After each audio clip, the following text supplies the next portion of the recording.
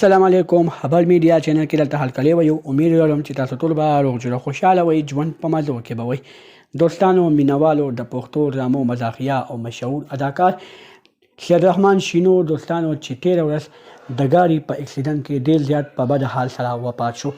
سیدرحمان شینو دوستانو چې د پښتو ډرامو یو نامور اداکار دی چې پښتو ډرامو کې ډېره زیاته ښه اداکاري کړې ده. د هغه اداکارۍ نه په وجې د هغه ډرامې ډېرې زیاتې هټ شوې وې، د هغه ډرامې ډېرې زیاتې اوتې وې، خلکو ډېرې زیاتې خوښولې.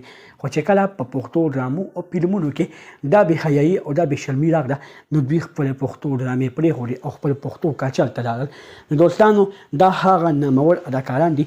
په هغه نامورو اداکارو کې یو سیدرحمان شینو هم راځي. په سیدرحمان شینو د ګاډي اکسیډنټ په کوم حالت کې وکړو، په کوم حالت کې وفات شو، ټول معلومات په تاسو ته دلته په دې ویډیو کې درکوم.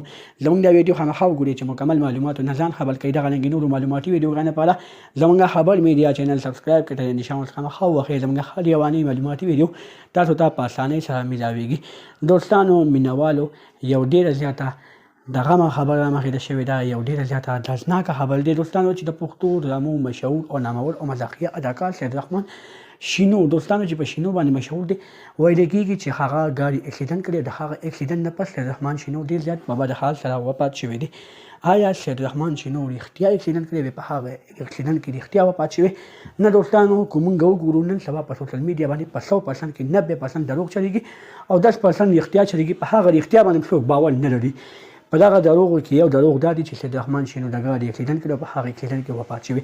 سیدرحمان شینو ژوندی دی. ځینې خلک د خپل ځان مخکې کېدو لپاره، د خپل ویوز راوستلو لپاره او د خپل پیجونو یا چینلو مخکې کېدو لپاره داسې قسمه خبرونه په سوشل میډیا باندې خپروي. نو موږ تاسو ته دا ګزارش کوو چې تاسو د هغه کسانو نه ځان وساتئ کوم کسان چې داسې قسمه پروپاګاندا په سوشل میډیا باندې خپروي. دغه رنګې نورو معلوماتي ویډیوګانو لپاره زموږ خبر میډیا چینل سبسکرایب کړئ. نشان ورڅخه ووهئ. زموږ هر یواني معلوماتي ویډیو تاسو ته په اسانۍ سره میلاویږي.